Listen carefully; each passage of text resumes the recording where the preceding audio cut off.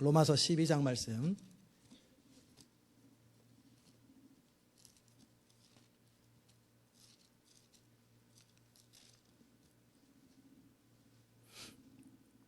(12장) 9절에서 21절까지 말씀 제가 봉독합니다.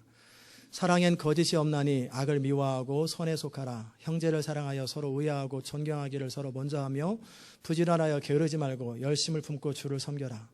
소망 중에 즐거워하며 환난 중에 참으며 기도에 항상 힘쓰며 성도들의 쓸 것을 공급하며 손 대접하기를 힘쓰라. 너희를 핍박하는 자를 축복하라. 축복하고 저주하지 말라. 즐거워하는 자들로 함께 즐거워하고 우는 자들로 함께 울라. 서로 마음을 같이하여 높은 데 마음을 두지 말고 도리어 낮은 데 처하며 스스로 지혜 있는 체 말라. 아무에게도 악으로 악을 갚지 말고 모든 사람 앞에서 선한 일을 도모하라. 할 수 있거든 너희로서는 모든 사람으로 더불어 평화하라. 내 사랑하는 자들아, 너희가 친히 원수를 갚지 말고 진노하심에 맡기라. 기록되었으되 원수 갚는 것이 내게 있으니 내가 갚으리라. 주께서 말씀하시니라. 내 원수가 줄이거든 먹이고 목마르거든 마시우라. 그리함으로 내가 숯불을 그 머리에 쌓아 놓으리라. 악에게 지지 말고 선으로 악을 이기라. 아멘. 자리에 앉겠습니다. 하나님 감사합니다. 오늘도 매주 그때그때 우리에게 필요한 메시지를 주신 것처럼 우리 시온 인터내셔널 교회 온 성도들이 또 각 한 사람 한 사람이 들어야 할 주의 음성들이 들려지는 시간 되게 하여 주시옵소서. 주님, 우리가 하나님의 사람으로 살기 원하는데 하나님의 사람으로 어떻게 살아야 하는지 주님 가르쳐 주옵소서. 예수님의 이름으로 기도드리옵나이다. 아멘.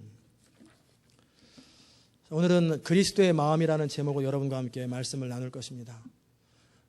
우리가 하나님의 사람이 된다라는 것은 교리만 가지고 되는 게 아니고 신앙의 어떤 교리, 신앙의 내용을 1장부터 11장까지 배웠다면 그 믿음의 내용을 가지고 실제 살아내는 것이 굉장히 중요합니다. 많은 사람이 믿음 하면서 언제 보면은 그 사람의 믿음이 드러나냐면 인생의 위기 때, 어려울 때, 환난 때 그 마음을 보면은 믿음이 어떤지를 알 수 있어요. 믿음의 사람은 위기 때 평안해지고 위기 때 확신이 넘치고 위기 때 오히려 소망이 넘칩니다. 처녀들이 믿음이 있어 보이지만 처녀 때 믿음하고 결혼하고 믿음하고 또 틀려요. 결혼하면 시집살이 하면서 믿음이 애 키우고 힘들어지고요.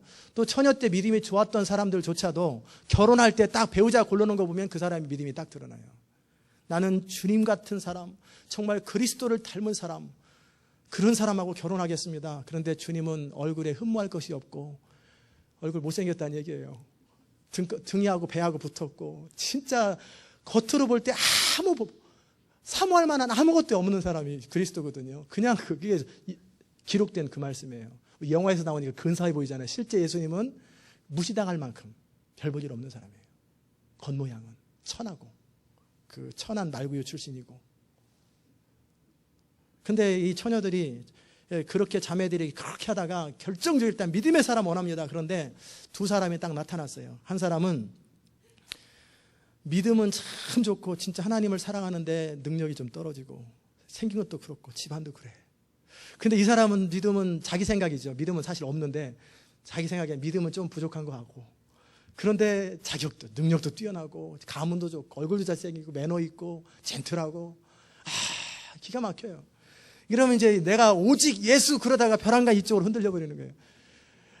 이거는 이 사람을 바꾸는 건 이 사람이 능력 생기는 건 쉬운 일이 아니고 이 믿음 없는 사람 내가 그러기에 하나님이 나를 믿음을 연단해서 이 사람 감당하라고 그런 거 아니겠나. 이 믿음의 사람 만들어가지고 또 이것도 선교지 이런 사람이 이거 보면 다 드러나요.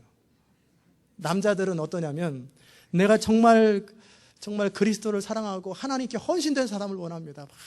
그런데 이것저것 다 갖춰지면 좋은데 어떤 사람을 보니까 여자가 진짜 하나님을 사랑하고 기도 많이 하고 정말 헌신됐는데 보니까 영 아니야. 얼굴이 영 아니야. 그래서 너무 마음에 안 들어. 그런데 한 사람은 있는데 좀 가끔 주일은 좀 빠지기도 하고 뭐 이렇게 근데 아주 재밌고 즐겁고 얼굴 보니까 한눈에 갈 만큼 너무 아름답고 좋아요. 그럴 때 남자들이 이제 어디 선택하느냐. 흔들리지만 그래도 믿음을 선택하느냐. 그래도 믿음은 내가 잘 감당하면 되고 이 사람은 얼굴은 어떻게 만드냐 이거를. 얼굴은 이거 만들 수도 없는 건데 이거는 믿음이야 하나님의 은혜로 이렇게 하면 되지만, 그러면서 이걸 선택하는 사람들이 있더라는 거예요. 여러분은 어떻게 배우자를 선택했는지 모르겠어요. 믿음이 결정적인 순간에 다 드러나게 돼 있어요. 자, 이제 믿음에 대해서 우리가 얼마나 많이 배웠습니까? 우리 시온 인터내셔널께서 믿음이 뭔지 모르면 진짜 간첩이죠. 믿음이 무엇인지, 진짜 믿음으로 사는 게 뭔지 그걸 얼마나 많이 가르쳤어요. 그러면 이제 믿음으로 사는 게 뭔지를 배웠다면, 이 서론을 배웠다면, 이제 강론은 뭐냐면 실제 믿음이 있다라는 사람은 이렇게 살아야 된다라고 하는 삶의 윤리와 삶의 도덕들이 나오는 거예요. 그게 바로 12장부터 이제 쭉 전개되는 내용입니다. 그 가운데 첫 번째는 뭐냐면 사랑엔 거짓이 없다. 정말 사랑을 한다면 사랑하는 척 하지 말고 중심에서부터 사랑을 하는 그 사람. 우리가 사랑한다라는 것은 악을 미워하는 거예요. 하나님을 사랑한다라는 것은 악을 미워하는 거예요. 악이라는 게 뭔지 아십니까? 선을 적대하는 거예요. 선이 뭔지 아세요? 선, 옳은 것.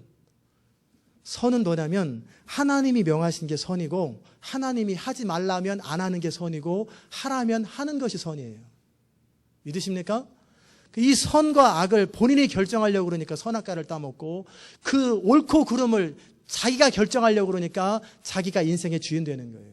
그것은 하나님의 사람이 아닙니다. 하나님의 사람들의 선한 행실은 뭐냐면 하나님이 명하시면 명한 대로 순종해 드리는 것. 그걸 마지못해가 아니라 온 마음을 다해서 하나님이 원하시는 것을 이루어 드리는 거예요. 그게 진짜 하나님을 사랑하는 거예요. 근데 너무 많은 사람들이 사랑을 한다고, 하나님도 사랑하고 사람도 사랑한다고 하지만 내가 감당하는 범위 안에서만 하나님을 사랑하고, 내가 이해되고 내가 동의되고 내가 좋아하는 범위 안에서만 사람을 사랑하고 하나님을 사랑하더라는 거예요. 그걸 연약한 사랑이라고 그래요. 진짜 사랑은 뭐냐면 내가 친구를 위해서 목숨을 버리는 것이 이에서 더 큰 사랑이 없나니 나는 너희의 친구라. 그러면서 진짜 사랑은 뭐냐면 머리 안 쓰는 거예요. 진짜 사랑은 순간순간 계산하지 않는 거예요. 음식점에 가서 또는 어떤 순간순간 이렇게 딱 상황이 있을 때 이렇게 나도 부족하지만 저 사람이 더 부족한 것 같다. 그러면 내가 대신 내주는 거예요.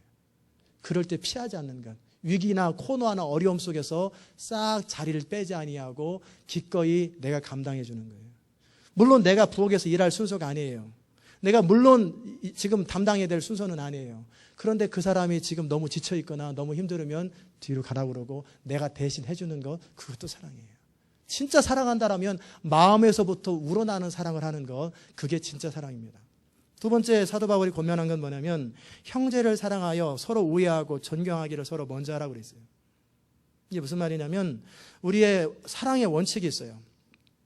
사랑의 우선순위는 뭐냐면 어거스틴은 하나님을 먼저 사랑하고, 두 번째는 사람을 사랑하고, 세 번째는 동물을 사랑하고, 네 번째는 식물을 사랑하고, 다섯 번째는 광물을 사랑하라.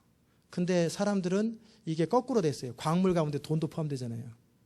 돈을 제일 먼저 사랑하고, 화초, 자연 환경, 세 번째는 강아지, 네 번째는 사람, 그 다음에 마지막 하나님. 이게 사랑의 우선순위가 잘못됐어요. 그리고 여러분이 또 믿음 안에 살아갈 적에 원칙적으로 알아야 될 게 뭐냐면 사람들이 이 원칙을 놓치니까 원칙에서 흔들려요. 그게 뭐냐면 이런 겁니다. 여러분, 믿지 않는 가족이나 친척이 우선순위입니까? 교회 안에 성도들이 우선순위입니까? 어떤 게 우선순위입니까? 근데 대부분의 사람들은 말업라인이라고 그러죠. 베이스에 자기 가족, 자기 친척, 그보다 더는 내가 우선순위가 있어요. 그러니까 다른 거 다 감당하는데 교회에서 우리 남편이 무시당한다, 우리 부인이 무시당한다, 애들이 이상하다, 뭐 그러면은 대책 없어요. 옮겨! 비전은 무슨 비전이에요? 지금 기본이 안 되는데, 애들 교육이 안 되는데 다 옮겨버리잖아요. 거기 그들 안에는 하나님의 영광도 없어요. 비전도 없어요. 뭐가 제일 중요하냐면 내 자식 잘 자라는 거예요. 근데 참 그분들이 모르는 게 있어요. 에브라함 링컨은 가정교육, 학교 교육 못 받았어요. 다윗은 그 들에서 혼자 자랐어요. 요셉은 총살이 갔어요. 다니엘은 포로로 잡혀갔어요. 그래도 알아서 다 커요. 알아서 다 크는 거예요. 기가 막힌 시설, 기가 막힌 교육, 그것을 통해서 애들이 잘 자라는 게 아니에요. 중요한 것은 부모가 우선순위를 두는 그 법을 가르쳐 줄 때 그 아이가 그걸 배우는 거예요. 참 이민교회나 한국교회나 마찬가지로 교육시설 잘 되어 있는 우리 교회도 개척할 때 초창기 때는 저는 처음에는 뭣도 모르고 왜 우리 교회는 왜 50대, 60대 분들이 많이 오나 그 생각했어요. 60대.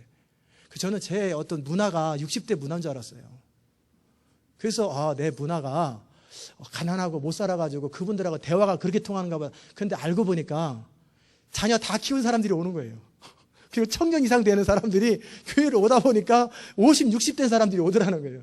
그러다가 에듀케이션 시설이 잘 되고 여기 딱 교육부서가 안정되니까 30, 40대 사람들이 또 몰려와요. 이게 뭐 나쁜 건 아니에요. 나쁜 건 아닌데 몰려온 다음에 또 시설, 또 에듀케이션이 좀 흔들리면 또 싹 사라져 버리는 거. 그분들의 자녀들이 죄송하지만 잘 될 것 같죠? 아닙니다. 잘 안 됩니다. 잘 되기를 정말 바랍니다. 중요한 건 부모가 믿음을 지킬 줄 알고 원칙을 지킬 줄 알고 비전을 지킬 줄 알고 어떤 환경 속에서도 함께 감당할 줄 아는 것. 그거 굉장히 중요합니다. 제가 유스 아이들 몇 사람한테 그 얘기했어요. 제가 유스 1월 달에부터 오늘이 마지막 유스 설교입니다.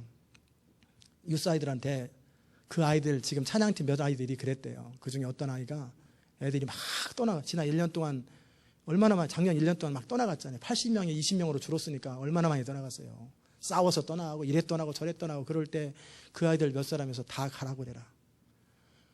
정말 마음 맞는 몇 사람하고 다시 시작하자. 이 교회 유스를 다시 한번 셋업하자. 그 찬양팀 몇 사람에서 그런 마음을 가졌다고 그러길래 그 집이 누 집 아들이냐 도대체. 너무나 귀하게 보이는 거예요. 그걸 하나님이 들으시는 거예요. 그 아이들, 그 말을 했던 아이들, 그것 때문에 함께 모여가지고 셋업된 아이들 나중에 정말 크게 됩니다. 하나님은 항상 코너에서 어려울 때, 위기 때 그 사람이 어떻게 처신하는가를 정확하게 보십니다. 그거예요. 그래서 지금 유스 그룹이 서서 일어나거든요. 다시 정말 믿음으로 세워졌고 예배를 알고 하나님을 경외하는 걸 배워가면서 이제는 자연스럽게 부흥될 거예요. 그럴 때 부흥될 때 잘 될 때 오는 거는 별거 중요한 거 아니에요. 어려울 때 힘들 때 코너에서 버텨줬던 그 사람들의 인생을 하나님께서 정확히 하세요. 아멘이십니까? 그러기에 우선순위는 뭐냐면 하나님의 영광, 하나님의 뜻, 그리고 함께 같은 비전을 꿈꾸는 성도들의 모임이 더 우선순위가 있는 거예요. 저는 실제 우리 형제들을 놓고 기도 잘 안 해요. 가끔 생각나면 생각이 안 나요 도대체. 안 하려고 안 한 게 아니라 원수져서 안 하는 게 아니라 생각이 안 나는데 우리 성도들은 늘 생각이 나요. 그런 다음에 안 믿는 사람들은 나중에 영원히 만날 것 같지만 그들이 예수께로 돌아오지 않으면 그들은 멸망당하고 지옥 가고, 진짜 영원히 만날 사람들은 믿음 안에서 한 형제와 자매들은 영원히 만나는 거예요. 그리고 우리가 지난주에 한 몸이라는 걸 배웠잖아요. 한 몸. 그리스도를 머리로 해서 한 몸이라는 것은 뭐냐면 한 몸이라는 게 믿는 형제들이 내 손이고 내 발이고 내 심장이고 내 귀고 내 코인 거예요. 그게 한 몸인 거예요. 그래서 안 믿는 가족들을 가능하면 들어오게 하는 거예요. 이 교회 안에 들어오게 하는 거, 그것도 놓고 작정 기도를 하고 그것 때문에 울기도 하고 그것 때문에 섬기기도 하고 최선을 다해야 돼. 그들이 주께로 돌아오게 하되, 때로는 어떤 순간에 의사결정해야 될 때가 있을 때는 우선순위를 정확하게, 하나님과 하나님의 교회가 먼저예요. 가정을 팽개치라는 얘기 아닙니다. 가정을 섬기고 남편을 섬기고 아내를 섬기는 건 잘해야 돼요. 그러나 그것이 우선순위가 되면서, 그래서 가족들이 원하는 대로 뭐든지 다 움직여버리잖아요. 그러면은 평생 뜨내기가 돼요. 어떤 사람은 근사하게 폼잡고 우리는 가족 만장일치 합의를 합니다. 그래가지고 아이가 교회 싫어하면은 그래? 우리도 그거 동의해줄게 해가지고 슬쩍슬쩍 옮겨. 그런 사람을 통해서 무슨 하나님의 영광이 나타납니까? 아니에요. 하나님의 영광이 먼저고 하나님의 뜻이 먼저고 교회 공동체가 중요한 거예요. 이게 영적이, 우리는 몸이 아니고 몸을 안에 살고 우리는 혼이 아니고 혼을 가지고 있고 우리는 영이라고 그랬잖아요. 영적인 가족이 진짜 가족이에요. 그리고 우리 혈육의 가족들을 가능하면 영적인 가족으로 끌기 위해서 최선을 다하고 그 사람이 죽을 때까지 노력하는 거예요. 최선을 다해서 영적인, 왜? 그리고 나서 죽으면 지옥 가버리거든요. 영원히 못 만나요. 혈육의 가족들은 영원히 못 만나요. 그러나 영적인 가족이 되면 영원히 천국에서 함께 만나는 거예요. 이게 너무너무 중요한 거예요. 그 다음에 배워야 될 게 뭐냐면 그리스도의 마음은 겸손입니다. 겸손. 서로 우애하고 서로 존경하고 서로 먼저 하고. 저는 요즘 고민이 하나 있어요. 무슨 고민이 있냐면 목회자가 1000명이 넘어가면 왜 목이 뻣뻣해질까? 담임 목사가 왜 1000명이 넘어가면 목이 뻣뻣해질까? 그게 제 고민이에요. 나도 그럴까?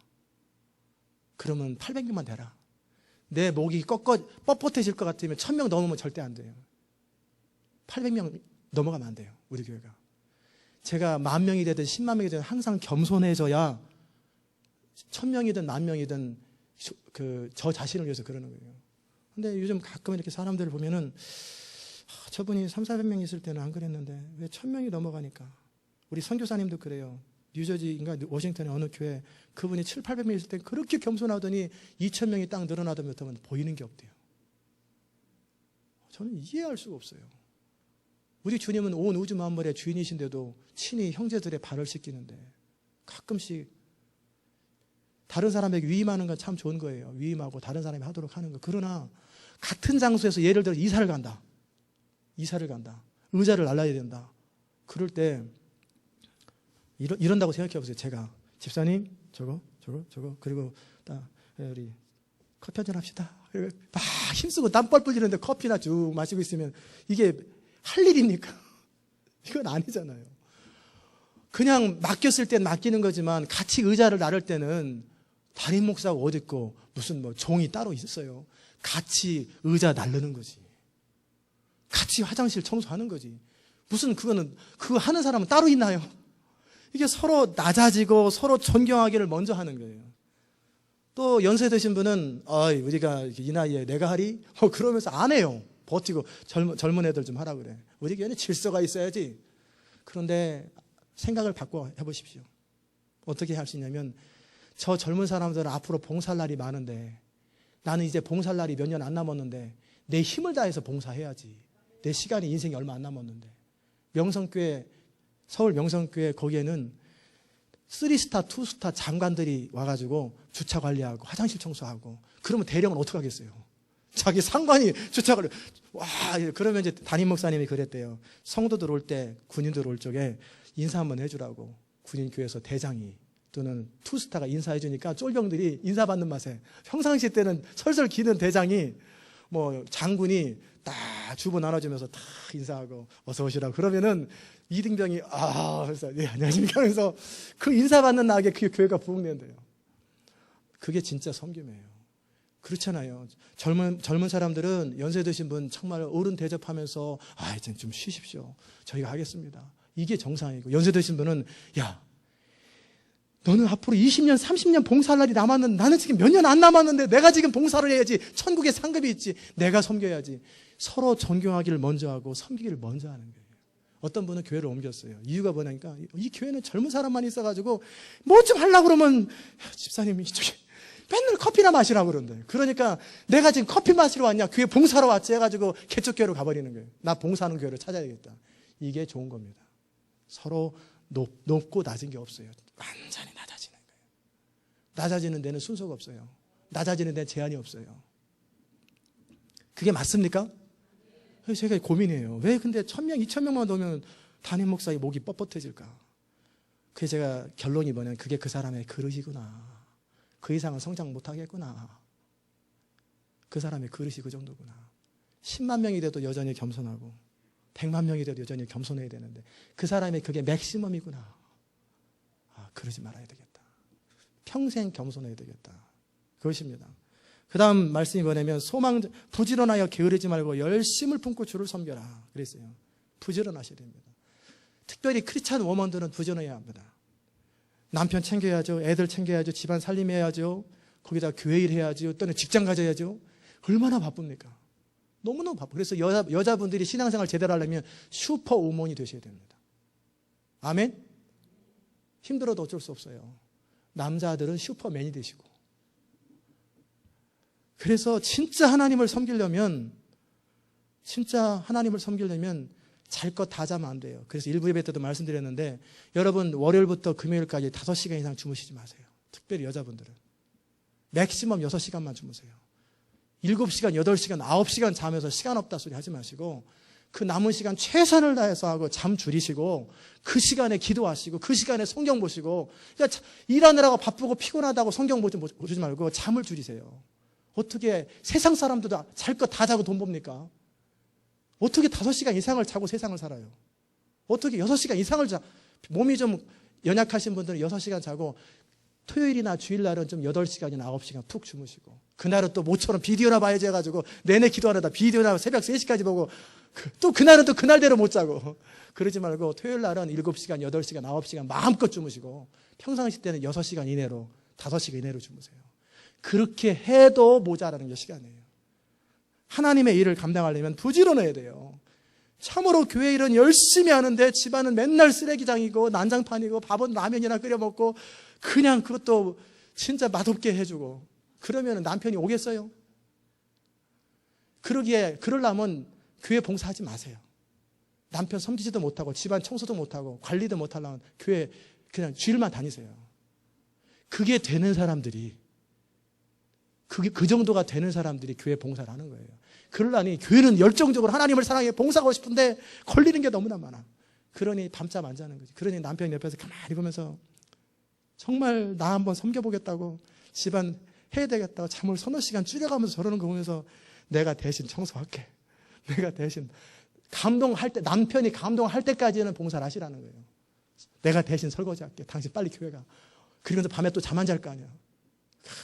분명히 남편이랑 같이 잠들었는데 1시간 있다 일어나가지고 또 성경 읽고 그러니 그냥 잠이나 푹 자라.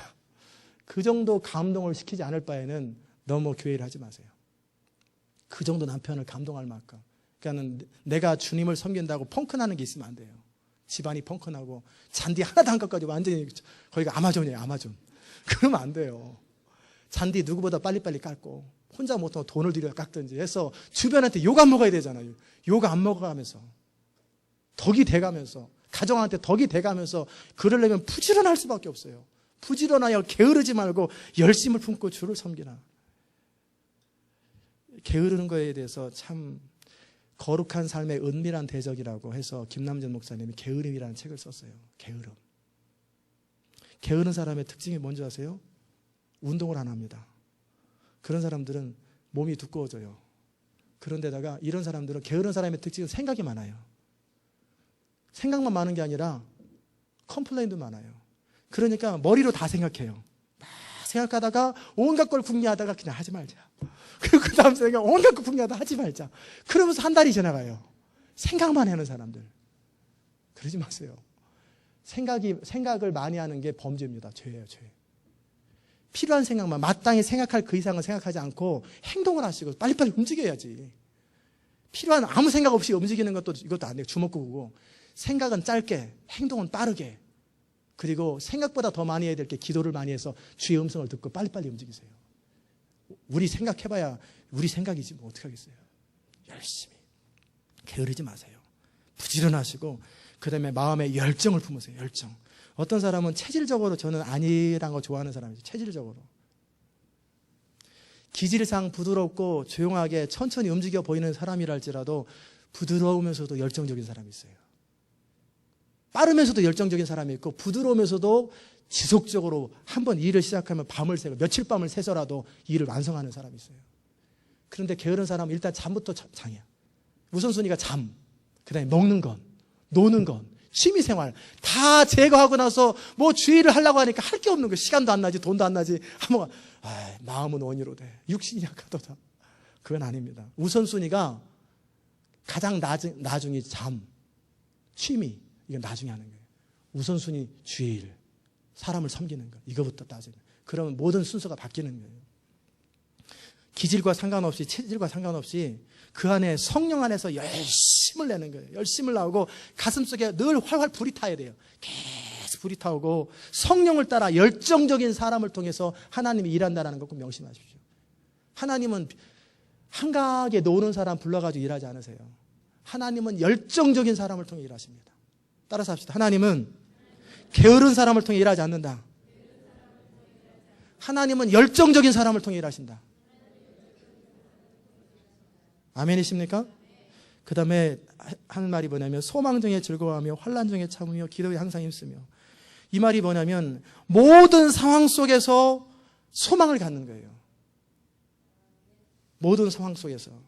사운드 오브 뮤직에 보면은 그 마리아라고 하는 여자가 딱 문이 딱 막혔다고 원장 수녀님이 그거 가르쳐줬다잖아요. 뭐냐면 한쪽 문이 막히면 다른 쪽 문이 열릴 것을 기대하라. 그런데 어떤 사람은 한쪽 문이 자기가 추진하던 게 막혀버리면은 좌절해버리고 행어라운드 해버리고 에라 모르겠다. 주님도 나를 돕지 않는다. 이건 아니에요. 어떤 환경 속에서도 소망을 갖는 거예요. 하나님께서는 왼쪽이 막혔고 앞이 막혔고 뒤가 막혔고 또 오른쪽까지 다 막혔다면 어디가 열려 있어요? 위는 열려 있단 말이에요. 아니면 땅을 파시면 되잖아요. 땅을 파서 땅굴을 만들면 되잖아요. 항상 적극적이고 긍정적이고 창조적이어야 돼요. 모든 상황 속에서도 하나님의 선하심을 신뢰하면서 소망을 갖는 거예요. 감옥에 갇혀서도 죽음을 기다리는 사람은 이미 사형수 되기 전에 먼저 죽어버려요. 병들어요. 그러나 어떤 환경 속에서도 소망을 중에 즐거워하는 거예요. 미래를 보는 사람. 그러기에 크리스찬들은 라면을 먹으면 안 됩니다. 라면을 먹으면. 무슨 말이냐면 삼양라면, 농신라면, 신라면은 먹어도 됩니다.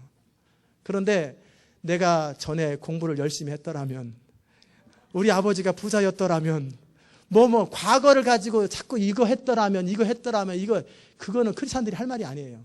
이미 이전 것은 지나갔으니 새 것이 된 거예요. 미래를 향해서 내 부모가 가난하면 어떡하겠어요?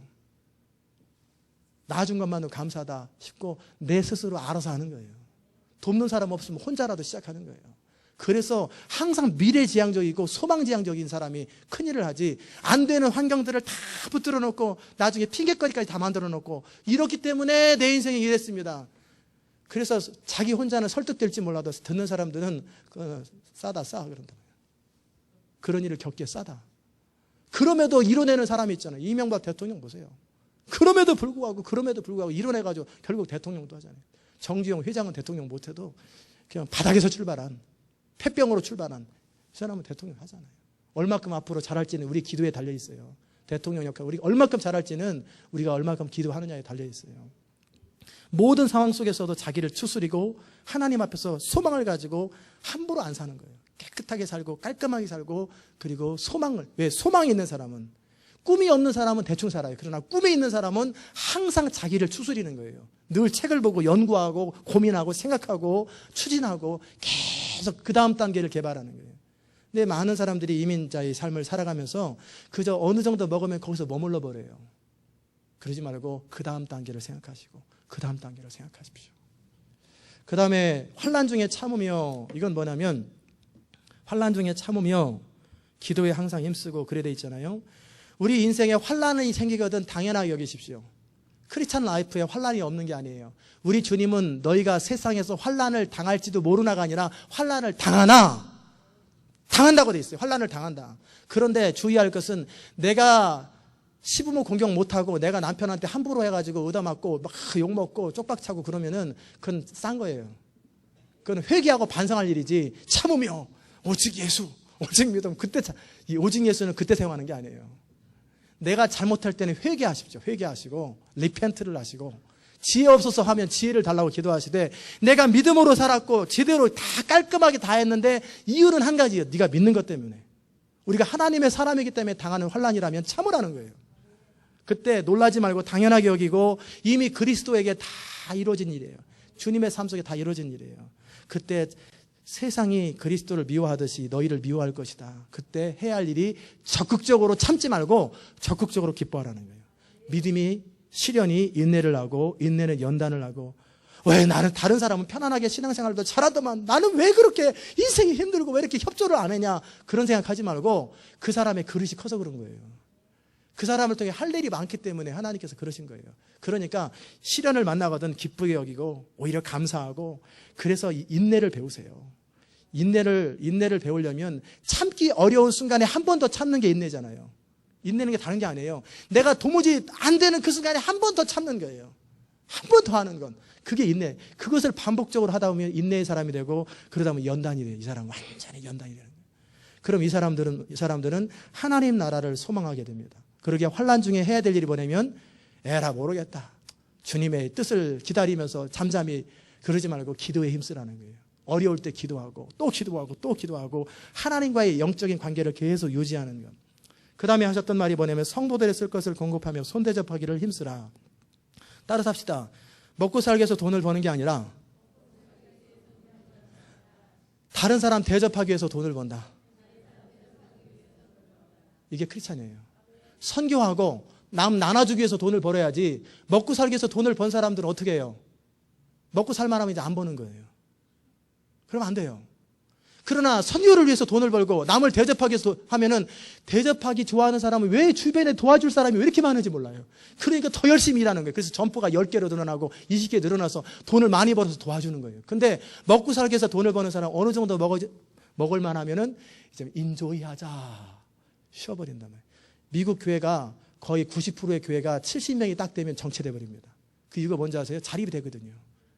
우리끼리 행복하게 지내지 뭔 선교냐, 선교는. 사람 새로 오는 거 귀찮고 우리끼리 죽을 때까지 살자 해가지고 70명이 보통 90%의 교회가 70명 이내예요. 진짜 그래요. 왜냐하면 그들은 자기 자신들을 위해서 교회가 존재한다고 생각해요. 그게 아니라 교회는 우리는 하나님의 나라와 다른 사람을 대접하고 나눠주기 위해서 돈을 버는 거예요. 아멘이십니까? 애들한테 교육을 시키되 그렇게 공부해서 남 주냐? 남 줘야죠. 안 주면 어떡하겠어요. 여러분 리더십이 뭔지 아세요? 리더십은 뭐냐면 다른 사람을 나보다 더 잘되게 만들어주는 거예요. 계속 잘되게 만들어주다 보면 내가 모든 사람을 다 세워주면 그 사람들이 저를 따르니까 그 사람들보다 리더가 되는 거예요. 그게 리더십이에요. 나를 따르는 모든 사람이 다 잘되도록 해주는 게 그게 리더십이에요. 지복에 살지 뭐 이게 아니에요. 다른 사람을 잘되도록 해주는 거. 그러다 보면 그들의 리더가 되면 따르는 사람들이 전부 다 장관이에요. 그럼 자기는 뭐가 됐겠어요? 대통령도 있죠 벌써. 그러는 거예요. 그래서 항상 청지기 정신. 그런데 청지기 정신의 중요한 것은 공산주의처럼 내 사유재산을 없애버리고 다 그것도 하나님의 원하시는 것도 아니에요. 예루살렘 교회를 닮아가지고 뭐 공동체 하시는 분이 있는데 그게 성경적인지 한번 생각해 봐야 돼요.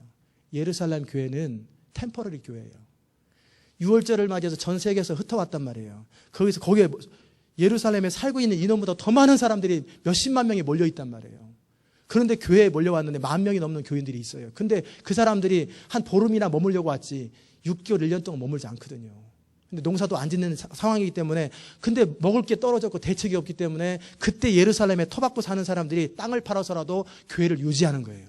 그것 때문에 땅을 팔고 재산을 팔았던 거예요. 그런데 우리 주님은 전 재산을 다 헌신해라 뭐 그런 말 없어요. 성경에 다 재산에 대해서 관리되어 있고 어떻게 관리하는 거 다 있어요. 그런데 재산을 관리하되 기독교는 공산주의가 아닙니다. 기독교는 공산주의가 아니에요. 공산주의는 그냥 자기 재산이 없는 거잖아요. 이건 기독교가 아니에요. 기독교는 자기 재산이 있는 거예요. 그런데 이 재산이 내 것이 아니라 하나님의 것이고 하나님의 뜻대로 재산을 잘 관리하는 거예요. 나눠주라니까 어떤 사람은 충동적으로 어떤 사람은 그냥 돈 털어서 싹 주는 사람. 나는 기분이야. 그럼 그 다음에 나그네가 오면 어떡할 거예요? 그 다음 사람이 또 도와달라고 그러면 어떡할 거예요? 그러니까 규모 있게 나눠줘야지. 그냥 기분대로 막 나눠주면 안 되고 기도 가운데 지난번에 어떤 선교단체 전화 왔어요. 선교를 지원하는 게 맞지 않습니까? 시온 인터내셔널 교회가 이번 선교를 지원하셔야 됩니다. 우리도 지원하는 교회가 선교단체가 많이 있습니다. 그래도 지원해야 됩니다. 그러면 전 세계 모든 선교단체를 우리가 다 지원할 수는 없지 않냐고. 그때 규모 있게 기도하면서 성령을 따라 해야 되지 않겠냐고. 그게 더 맞는 것 같다고. 그러기에 자료를 보내시고 제가 충분히 기도하고 우리 성도들과 기도해 보겠습니다. 그것은 우리가 기도하고 결정할 일이 당신이 강요할 일이 아닙니다. 그냥 뭐 요청한다고 다 줘버리면 진짜 우리가 써야 될 때나 또는 뭐 우리가 다른 도와야 될 때 못 도우면 어떻게 되겠어요? 펑크 나버리잖아요. 그리고 홈리스하러 다니고 쉘터에서 자고. 이거는 청지기가 아니라 규모 없는 거예요. 규모 있게 사는 거예요. 규모 있게. 그리고 그때 기도하는 감동 속에서 우리의 모든 것은 하나님 나라와 영광을 위해서 존재하잖아요. 우리 재산도 우리 건강도 하나님 나라와 영광을 위해서 규모 있게 건강 관리하고 규모 있게 시간 관리하고 규모 있게 재산 관리하고 그래서 나눠주고 베풀어주는 삶이 습관화되어야 돼. 항상 질서를 잡는 거예요. 여기에 가장 키가 뭐냐면 돈을 사랑하지 말라라는 거예요. 돈을 사랑하면 돈에 자꾸 관심이 생겨요. 5,000불 벌던 사람은 7,000불 벌고 싶고, 7,000불 벌던 사람은 15,000불 벌고 싶고, 15,000불 벌던 사람은 5만 불 벌고 싶고, 그래서 그 돈 자꾸 더 쓰고 싶고, 더 쓰고 싶고, 통장에 돈 모이는 재미가 얼마나 큰지 아세요? 저도 장사를 해봤거든요. 플리마켓이지만. 돈 버는 재미가 얼마나 좋은지 몰라요. 하루에 1,000불이 벌려요, 그냥. 조그만 10불짜리 자판 장사를 하는데, 10불 주고 자판을 사가지고, 한 3시간에 1,000불이 벌려요. 이야, 이렇게 벌리면 떼부자 되겠다. 근데 그다음부터 안 벌려요. 일주일에 1,000불 버는 거예요. 일주일에 1,000불. 하루 벌리고 안 벌려요, 그다음부터는. 돈 버는 게 재밌더라고요. 계속 막 돈이 들어오는 거예요. 근데 그러다 보면 돈에 마음이 쏠려요. 치심이래요. 마음이 쏠리고 그러면은 돈을 따라가요. 그렇게 항상 하나님을 사랑하는 것과 돈을 사랑하는 건 같이 안 가요. 그렇게 늘 내가 소유를 하지만 명의로 내 것이 아니고 하나님의 것이므로 언제든지 주님 뜻대로 난 사용합니다. 이게 항상 청지기 정신이에요. 그 다음에 나오는 말씀이 뭐냐면 너희를 핍박하는 자들을 축복하라. 축복하고 저주하지 말라. 참아내지 말고 나를 사기친 사람, 돈 떼먹은 사람, 나에게 뭐 공개망신시킨 사람, 내가 여기다가 플리마켓 차렸는데 똑같은 물품을 그 앞에다 3배로 크게 해가지고 가격 절반으로 팔아 망하게 만들고, 그래가지고 정말 워싱턴에 가가지고 자리 잡아서 정말 액세서리 가게를 하는데 그 앞에다 똑같은 사람이 와서 액세서리 가게 또 3배로 짜려가지고 절반 가게에서 망하게 만들고, 그래서 저 뭐 테네시인가 어디 산골짜기 가서 정말 그로서리 가게 하는데 그 사람이 찾아와가지고 또 그로서리 또 3배로 해서 가격 망하게 하고, 그런 사람이라 할지라도 축복하라는 거예요. 축복하라는 거예요. 참지만 말고, 여러분 살다 보면 이런 일 저런 일 다 겪잖아요. 그것을 참아내지 말고 생각 안 하면 되지, 그러지 말고 적극적으로 축복하라는 거예요. 왜 그래야 되느냐? 우리는 새로운 피조물이고 우리는 하나님의 사람들이잖아요. 그렇기 때문에 일단 이럴 때 원리가 뭐냐면 본능적으로 어떤 당하면 보복하고 싶어요. 한 대 때리면 한 대 또 때리고 싶단 말이에요. 그럴 때 본능적으로 대하고 싶은 것을 일단 멈추고 은혜의 원리로 상대방을 보는 거예요. 은혜의 원리로. 육체대로 보지 말고 저 사람이 하나님을 경외하는 것이 뭔지 모르니까 저러지. 그러다 그나마 더 믿지 않는 사람처럼 저러다가 지옥 가면 어떡하냐. 내가 저 사람을 놓고 작정기도 좀 해야 되겠네. 저 사람의 인생에 얼마나 하나님을 모르면 저렇게 될까. 안타깝다. 그래서 그 사람을 놓고 작정기도하고 통성기도 해주는 거예요. 그리고 하나님을 몰라 사단의 종로로 타고 이기심의 종로로 타고 돈밖에 모르는 저 사람의 인생이 얼마나 저런 인생일까. 불쌍히 여기는 거예요. 나는 옛날에 나도 그랬는데 내가 이제 하나님의 사람이 되어서 돈보다 하나님을 사랑하는 사람이 되었으니 저 사람도 나 같은 사람이 되도록 내가 기도해줘야지. 기도해주고 불쌍히 여기는 거예요. 우리는 하나님께 속한 사람이고 그들은 세상에 속했고 교회를 다닌다 할지라도 돈에 속한 사람이기 때문에 불쌍히 여기. 저러다 사람은 지옥 가거든요. 불쌍히 여기는 거예요. 아멘이십니까? 그래서 적극적으로 축복하고, 그러다 그 사람이 잘못되면은 할렐루야, 하나님은 살아계셔, 할렐루야 막 소문내고 다니지 말고 쌀을 갖다 사주세요. 밥 사주고, 또 뛰어도 이제는 뛰지 말고 그냥 정말 다시 일어날 수 있도록 돈을 좀 주든지 아니면 먹을 거를 갖다 주면서, 그렇게 할 때 하나님께서 기뻐하신다라는 거예요. 어떤 사람은 원수 갚는 것이 내게 있다. 그리고 원수가 줄이거든 먹이고 목마르건 마시우라. 그러면 내가 숯불을 그 머리에 쌓을 일이야. 그래, 내가 잘해줘서 하나님이 보복하는 거 보자. 이것도 아닙니다. 숯불을 올려가지고 정신을 탁 차려가지고 이 사람이 빨리 돌아오도록 하라는 거예요. 빨리 돌아오라. 하나님의 마음은 악인이 망하는 걸 원치 아니하고 악인이 회개하여 돌아오는 걸 원하는 거예요. 그렇게 하나님을 사랑하는 사람들이, 악인이 나에게 해를 끼친 사람들이 회개하고 돌아와서 하나님의 사람이 되는 게 좋지 망하는 게 좋겠어요? 그럼 전도는 뭐하라고, 선교는 뭐하러 합니까? 다 망해야 되면은 우리끼리만 살다가 천국 가야지. 하나님의 대적 같은 사람, 하나님의 원수 같은 사람, 나에게 원수 같은 사람이라 할지라도 그들을 품고 사랑하는 마음이 있는 것. 그 다음에 우는 자들과 함께 울고 즐거워하는 자들과 함께 울라. 즐거워하는 자들과 함께 즐거워하라. 우는 자들과 함께 우는 건 잘 돼요. 왜냐하면 불쌍하니까. 그런데 내 라이벌이 너무너무 잘 돼요. 사업도 잘 되고 교회도 잘 되고 다 잘 돼요. 그럴 때 은근히 속에서 셈이 나고 시기가 난단 말이에요. 그럴 때 어떻게 하라고 그러는 거예요? 세례 요한을 마음을 갖는 거예요. 그는 흥하고 나는 쇠야도 괜찮다. 잘 되면 좋잖아. 그래서 매 순간 다른 사람이 잘 되기를 축복하는 거예요. 계속. 이게 그리스도의 마음이에요. 우리는 항상 그리스도 안에 있고 하나님이 우리를 보호하시고 우리를 책임지잖아요. 그러기에 이 세대의 가치관은 사촌이 땅을 사면 배가 아픈 게 이 세대의 가치관이에요. 그러나 크리스찬의 관심은 사촌이 땅을 사면 기분이 좋은 거예요. 그래서 화환 들고 가는 거예요. 그게 크리스찬의 가치관이에요. 이 마음이 없이 무슨 하나님 나라와 영광, 웃기는 소리죠. 말도 안 되는 소리죠. 이 그릇이 이렇게 좁아가지고 오불조불해가지고 작은 마음의 사람이 어떻게 세계를 품어요. 무슨 수로 정말 선교가 그냥 되는 줄 아세요? 선교는 남편과 가족이 선교를 갔는데 남편이 선교 가자마자 원주민에게 총에 맞아 죽든지 칼에 맞아 죽어도 부인이 장례 치르고 또 가는 거예요. 그 선교지에. 아버지가 죽으면, 어머니가 죽으면 그 아들이 또 가는, 이게 선교예요. 불질러 버려야 되겠다 막 이게 아니라 원수 같은 사람을 사랑할 줄 못하거든. 이거는 선교도 안 되고 그 사람을 통해서 하나님 나라도 이루어지지 않고 쓰임받지도 못해요. 기본이에요. 기본. 원수를 사랑하는 건 기본이에요. 나에게 해끼치는 사람을 중심으로 축복이 되지 않으면 그거부터 하셔야 돼요. 그거부터 안 되는데 무슨 하나님께 하나님의 능력이 임하기를 바라고 하나님의 은혜가 임하기를 바랍니까? 그래서 자기를 돌아보십시오. 우는 자들과 함께 중심으로 울 수 있고 즐거워하는 자들과 함께 중심으로 즐거워할 수 있는 것, 이게 하나님의 사람이에요.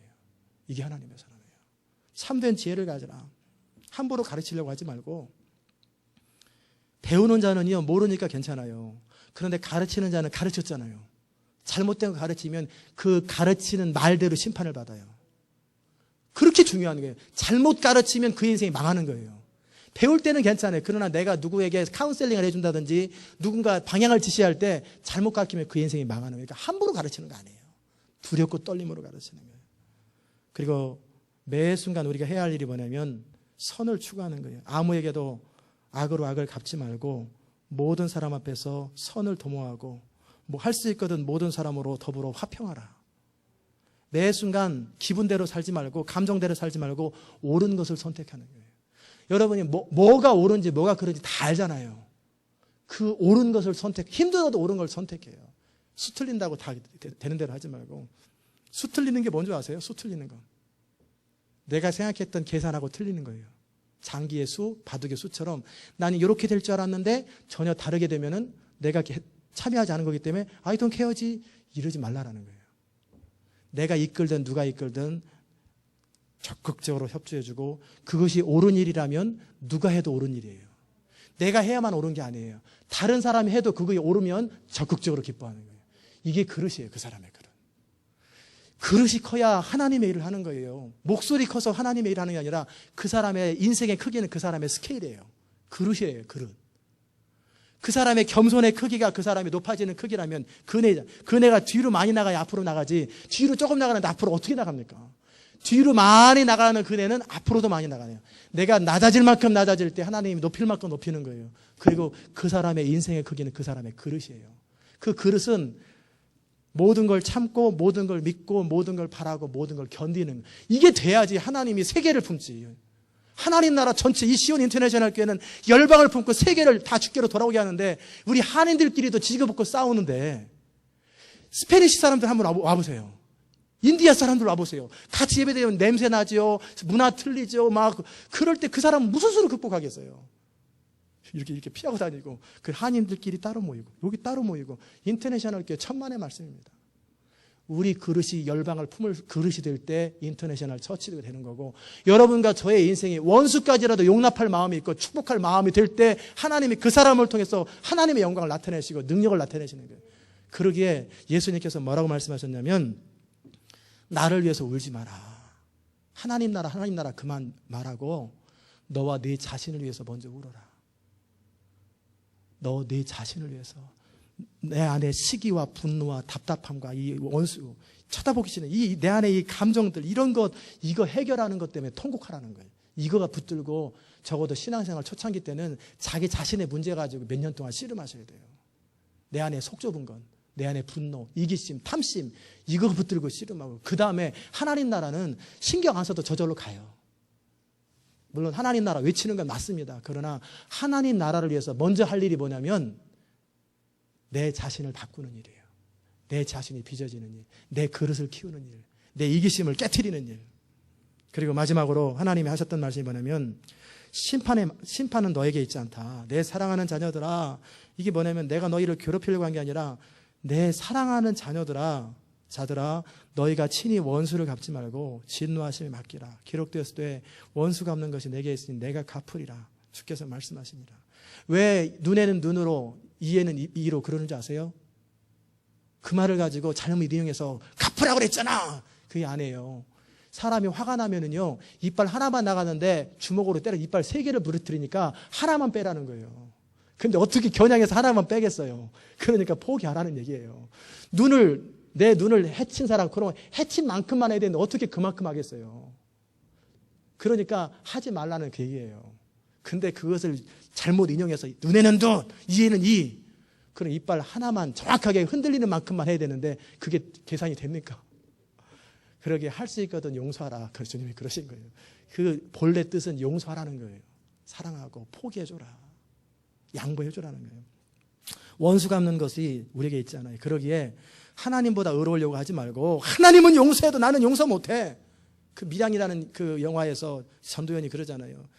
감옥에서 혼자 용서받았다고 그러니까 자기 용서 안 되잖아요. 이 사람이 자기보다 하나님보다 자기가 의로운 거예요. 근데 마치 그게 기독교의 어떤 문화인 것처럼 매도하는데 사실은 영화 너무너무 잘못 만드는 거예요.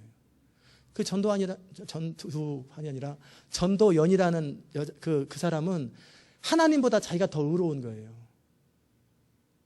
하나님이 용서하시면 그래. 하나님이 용서하셨는데 나도 용서해야지. 이게 맞잖아요. 나는 용서 못해. 나는 교회 안 다녀. 그래서 교회 야외 하는데 여기서 거짓말이야. 영화나 음악이나 틀어놓고 또 궁금해지시겠네요. 어떤 분들은. 이거는 정말 잘못된 신앙이에요. 그러기에 안갚음을 하려고 하지 말고 상대방이 잘못되기를 바라지 말고 하나님이 통치하시도록 내버려 두십시오. 하나님은 옳은 대로 역사하세요. 그러기에 정말 하나님의 영광의 관점에서 보시고 적극적으로 그 사람을 돕고 적극적으로 축복하고 원수가 줄이거든 먹이고 목마르거든 마시우라고 그랬어요. 그래서 어떻게 하든지 악에게 지지 말고 선으로 악을 이기라고 그랬잖아요. 영적 전쟁이 뭡니까? 결국은 영적 전쟁은 하나님께 속했다라는 것, 그리고 하나님 말씀대로 걸으며 적극적으로 사단의 총치와 악함에 대해서 성령의 능력, 사랑의 능력, 믿음의 능력을 가지고 자기의 자리를 지키고 서 있는 거예요. 옳은 것을 선택하는 거예요. 그게 반대 정신으로 살아라는 거예요. 미움이 있으면 내가 어떤 사람 마음에 생각하는 좀 미워요. 좀 보기가 싫어요. 그러면은 의도적으로 밥을 사주러 가세요. 의도적으로 반대 정신으로 가야 미움의 영이 깨져요. 그 미움 배후에 사단이 있거든요. 그러니까 내가 마음에 기분 나쁜 사람이 있잖아요. 그럼 의도적으로 전화하고 찾아가서 밥 사주세요. 그래서 그것을 극복하지 않으면 그 사람은 그 범위 안에서 사단의 종로로 타는 사람이 돼요. 내 안에 교만함이 있거든 깨트리세요. 철저하게 의도적으로 낮은 일을 하세요. 의도적으로. 탐심이 있거든 내가 어떤 차를 샀는데 내가 뭐를 샀는데 그것이 자꾸 애지중지 자꾸 마음이 넘어가면 다른 사람 줘버리세요. 마음에서 그것 때문에 내가 하나님의 사람이 되는 일에 이런 것이 장애가 된다면 나는 100번이고 양보하고 100번은 이거 배설물로 버리겠다라는 거예요. 집이 너무나 소중해지고 너무나 집을 큰 걸 하나 샀는데 그 집 꾸미는 일에 너무 많이 신경 쓰거든 도로 팔아버리세요. 헐값에. 그래서 아예 작은 집으로 가버리세요. 왜? 내가 하나님의 사람이 되는데 방해가 된다면 나는 뭐든지 다 포기하겠다라는 거예요. 그게 하나님의 사람. 왜? 그 사람의 시민권은 하나님 나라에 있잖아요.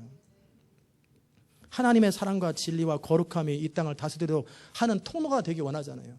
물이 바다를 덮음같이 여호와의 영광이 이 땅에 가득하기 원하는 그것을 찬양하고 선포하고 그리고 그것의 통로가 될 사람이 내 안에서부터 썩어 있는데 내 안에서부터 무너져 있는데 무슨 수로 그게 되겠어요? 내 안에서부터 하나님 나라가 이루어져야 돼요. 내 안에서부터 천국이 이루어져야 돼요. 내 안에서부터 기쁨이 넘치고 감사가 넘치고 평강이 넘치고 원수를 사랑하고 내 안에서부터 천국이 넘칠 때 이 천국이 확장되지. 내가 지금 깨진 그릇이에요. 이 그릇이 깨져 있다. 예를 들어서. 그럼 이거 가지고 무슨 물을 나눠줘요. 내 그릇이 깨졌을 때는 땜빵부터 해야 돼요. 내 그릇부터 떼어야 돼요. 그래서 내 그릇이 튼튼하게 만들고 강력 본도로 떼어가지고 성령의 능력으로 떼운 다음에 그런 다음에 이 그릇을 넓히는 거예요. 우리의 그릇은 우리가 원하는 만큼 넓어질 수 있습니다. 넓히세요. 그릇을 딱 그리스도의 분량까지 넓히는 거예요. 마음을. 그럴 때 그 넓어진 마음에 세계가 들어오는 거예요. 그 넓어진 마음에 사람이 들어오는 거예요. 여러분이 정말 하나님 나라와 영광을 꿈꾸시잖아요. 물이 바다를 덮음같이 여호와의 영광이 온 땅에 가득하기 원할 때 정말 필요한 것은 우리는 대사잖아요. 엠베세더. 우리는 하나님의 통로잖아요. 우리가 그 일을 이룰 사람이잖아요. 그러기에 우리가 먼저 하나님의 사람이 되는 거예요. 먼저 하나님의 사람. 아멘이십니까? 매 순간 악에게 지지 말고 선으로 악을 이기시고 옳은 것을 추구하십시오. 매 순간 옳은 것을. 기도하십시다. 하나님 감사합니다. 믿음에 대해서 아무리 많이 들어도 그 믿음이 삶으로 나타나지 아니하면 죽은 믿음이라고 주님 말씀하셨습니다. 정말 우리가 성경을 아무리 많이 안들, 책을 아무리 많이 읽은들 내 안에서 분노와 시기와 다툼이 가득하고 내 안에서 원수조차 용서하지 못하는데 어떻게 내가 전혀 들어본 적이 없는 나라를 위해서 기도하고 내가 어떻게 가본 적이 없는 사람들을 놓고 안타까워하겠습니까? 이러는 내가 이렇게 사랑이 없고 이렇게 마음이 좁고 이렇게 그릇이 작은 사람이 어떻게 하나님 나라를 담겠습니까? 우리의 마음을 넓혀주시고 우리의 그릇을 넓혀 주시옵소서. 이 아침에 우리에게 그리스도의 마음을 허락하여 주시옵소서. 예수님의 귀하신 이름으로 기도드리옵나이다. 아멘. 잘 일어나셨습니다.